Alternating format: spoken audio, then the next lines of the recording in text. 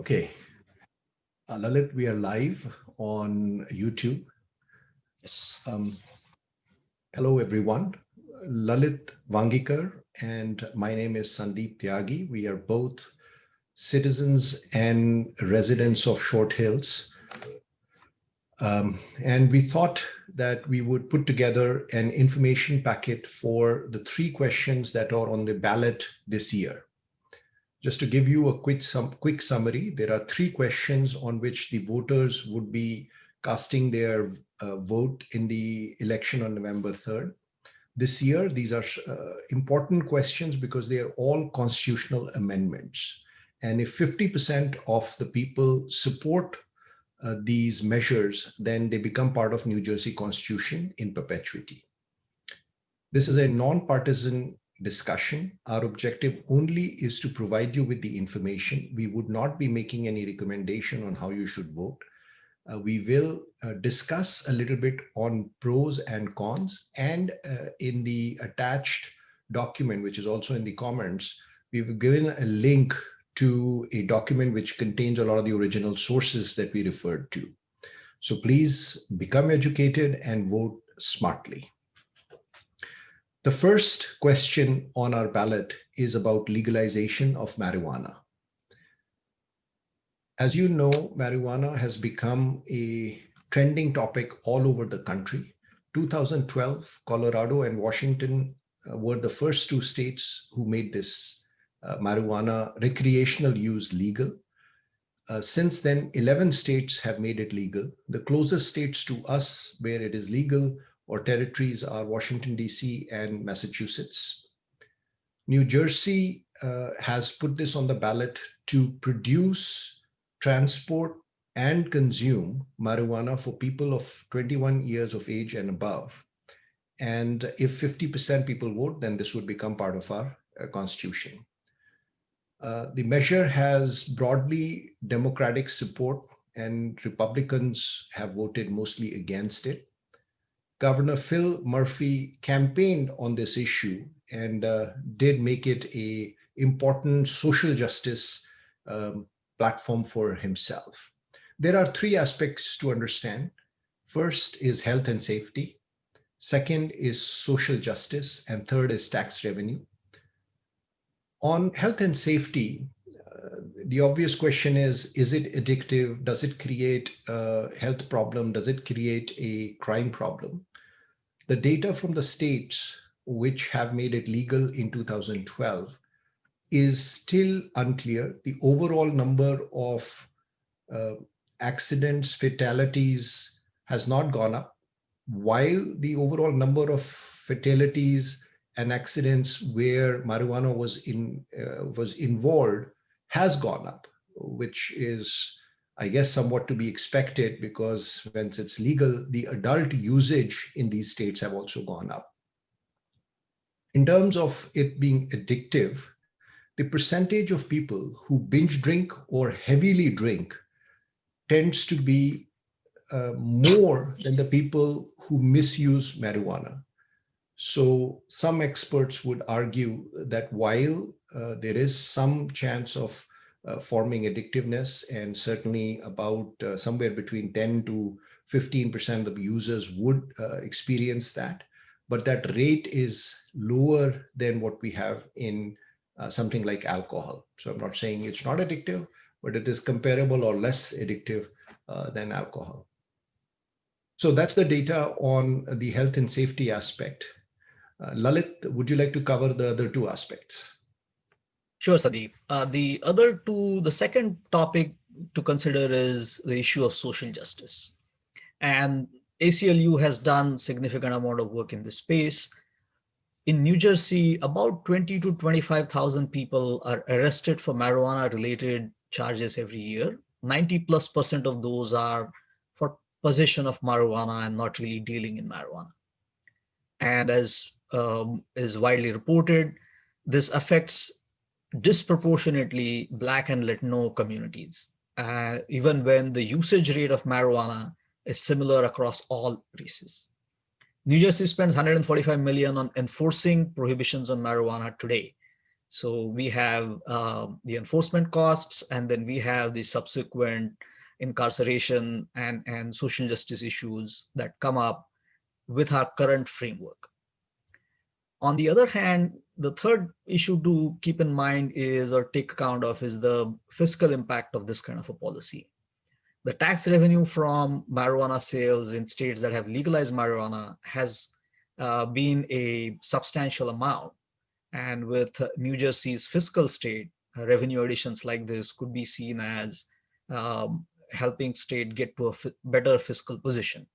New Jersey is proposing a tax of 6.625, which is the same as a tax on anything else and alcohol, and allowing counties to levy an additional 2% of those taxes. In Colorado and Washington, this has resulted in 400 million in additional revenues. The New Jersey impact is about estimated to be somewhere around 145 million in reduction of enforcement costs and additional tax revenue of about 150 million. This is a complex topic. We put some links in the document for which we'll share a link below. And we encourage you to look at these pros and cons and help yourself in making a good decision on this one. So a couple of questions which are important. One, the tax rate that we are charging in New Jersey is much lower than what Washington has imposed, which is at about 37%. We are only doing 6%. And when you compare it to tobacco, also the tax rate is significantly lower than what we charge on this. So in some sense, we are not getting as much from this in New Jersey's proposed legislation. The second question is on property tax deduction and exemption for peacetime veterans. So wartime veterans already receive these benefits, which is a $250 deduction on their property tax. And for any wartime veteran who was disabled, they receive a 100% deduction of their property tax. And this benefit is proposed to be extended to all peacetime veterans who are in New Jersey.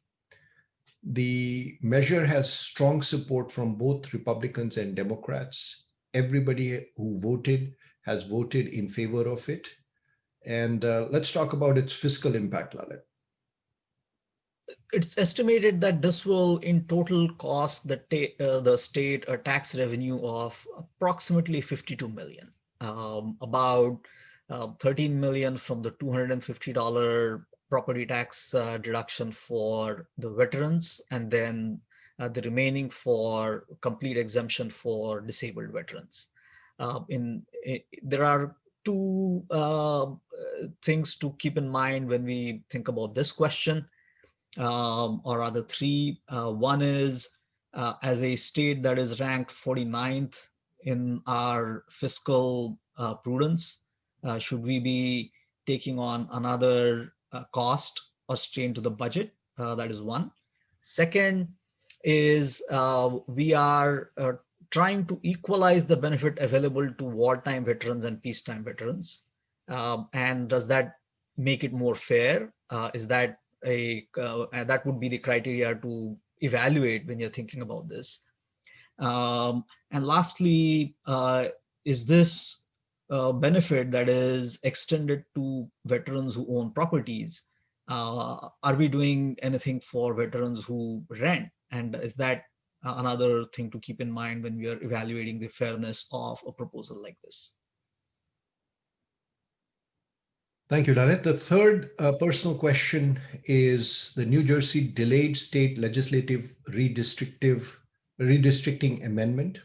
To give you a quick background, the New Jersey and pretty much all the states have a commission, which is a bipartisan commission, which decides how the boundaries will be drawn for election constituencies, both for state as well as federal elections. These constituencies are drawn based on the census data, which is collected every 10 years. And this year, 2020 was the year when the census data is being collected, which is delayed. There is significant amount of back and forth on how it should be collected, where it should end. And there is a lot of debate as well as legal wrangling going on that issue. The proposal says that if the data is not available by February 15th, then we would just continue to use the existing information for our districts and change the redistricting date to the election of 2023.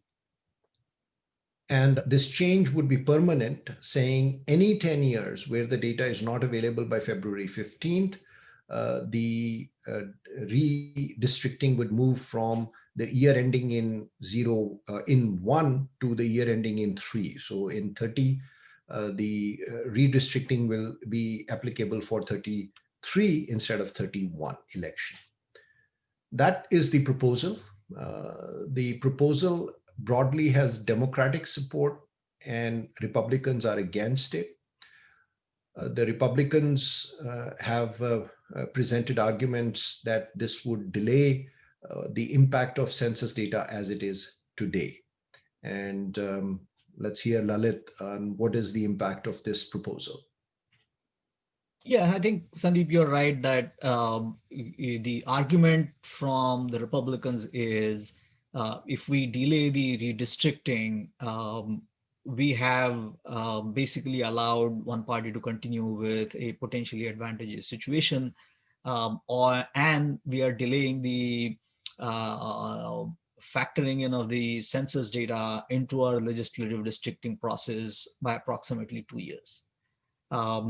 Whereas the other side of that coin would be if the census data is unduly delayed, we are pushing the election cycle back for the first year of every decade, or have to take steps on an ad hoc basis every time there is a delay in census data, and get into a legislative back and forth when we enter into that census year. So that is basically the net impact of going with one versus the other proposal. Thank you, Lalit. I think we are about done with the 3 questions. The link for the document with the information and original sources is in the comments as well as in the heading of this post. Feel free to have a discussion, message us. We'd be happy to do a little bit more research. And we want to be as educated as possible, and we are happy to share what we learned with you, again, in a non-partisan way. Thank you so much for listening, and definitely vote. Just one more thing. This is clearly an outcome of research that 2 individuals have done. If you find that we haven't represented a point of view, that there are other sources of information that we need to present here, we would love to hear from you, and then we will decide, looking at that set of information, on how we deal with it. And add to the document. We are happy to do that as well. Thank you. Right. Thank you.